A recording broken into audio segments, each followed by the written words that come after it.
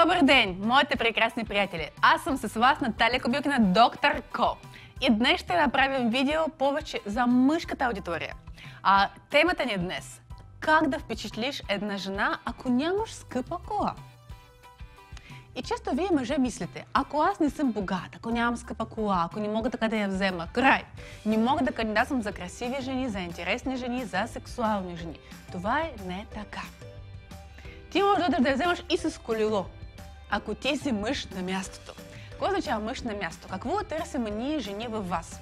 Ние искаме мъж, който може да ми доминира, да ми управлява, да ми защитява. Какво направи един мой приятел? Един мой приятел нямаше скъпа кола, но той имаше приятел с кучето.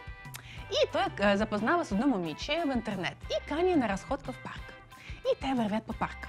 И изведнъж се появява огромно кучето, което се отива към момиче. И нашия герой се става, каза, нещо ти спася, няма куче да ти изяде. Хваща жена. Него приятел бързичко се появява, хваща кучето, жена е оплашена, той е герой, почти да припаднал, но спасил своята жена. Тя каза, Господи, ти ме спаси от кучето. Добре ли се? Той каза, ох, малко съм ранен, преди това малко там се намазал с кръв под ръкавите и се изобразил ранение. Тя каза, ти си рискувал живота заради мен. Той, нищо, ти си моята жена, винаги ще рискувам живота заради теб.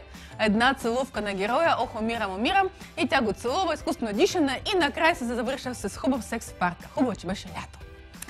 Така че въпрос не да имаш кола, въпрос да имаш фантазия. Това е 100 пъти по-важно, мъже. Другия мой приятел, той също нямаше скъпа кола, но той имаше приятел фотограф. И той е помолил от него на няколко дни камера. Не, че не може, в смисъл не може да снима, но камера си взел. И отива в парка, прави си бейдж, нова телевизия, все едно работи в нова телевизия. Взима там бренд от интернет и такъв върви с камера и снима момичета.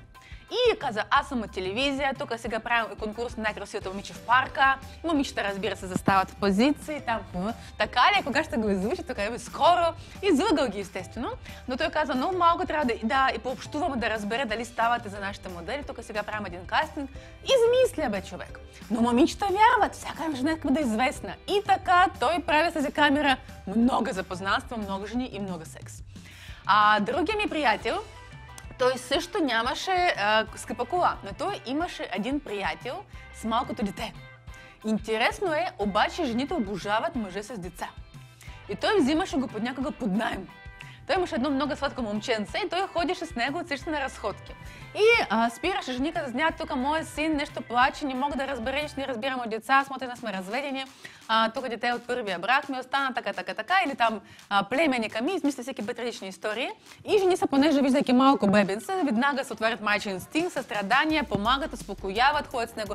Завиняват, може ли ставим цял тип на обяд, че понеже тук се притеснявам, той майка много му липсва, той ако ще реве, какво ще правя? Леле, всички жени тръгваха след него и помагаха му групово. Така че беше дете, което даваха под наем.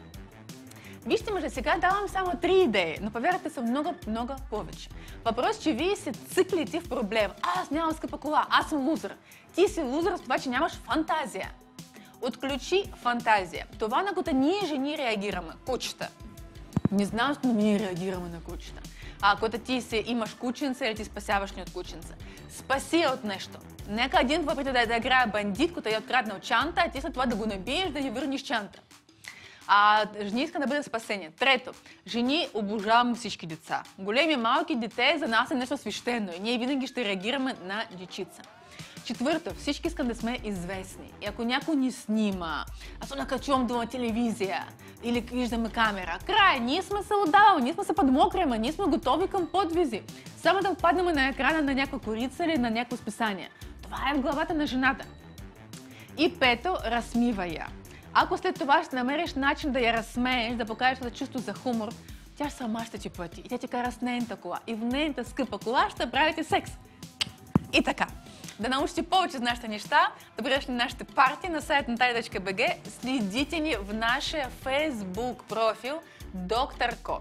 Лайкните това видео, сподели го с приятели и заедно скооперирайте се. Направете коварен план на събласняване на жените.